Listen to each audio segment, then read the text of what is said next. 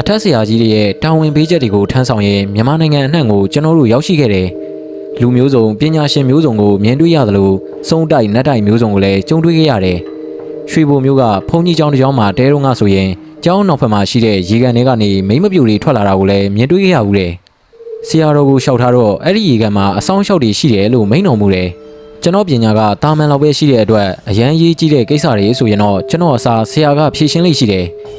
နယ်မျိုးလေးတစ်မျိုးကိုရောက်တော့ကလည်းမီးရင်းထဲမှာဆုံးသွားပြီးမိန်းကလေးတစ်ယောက်သူ့အိမ်ကိုဆွဲပြီးတော့6လက်နာကိုလည်းကြုံခဲ့ရဘူးတယ်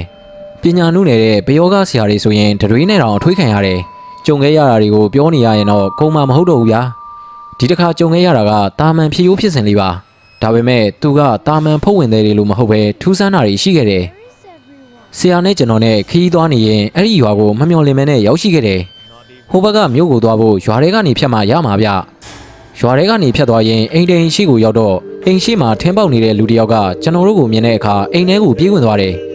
ကျွန်တော်ကအမှုမဲ့အမှတ်မဲ့နေလိုက်တယ်အဲ့ဒီအချိန်မှာဆရာကတက်ခိုင်အခုနောက်ကပြေးဝင်သွားတဲ့လူကိုတွေ့လားအဲ့ဒါကလူမဟုတ်ဘူး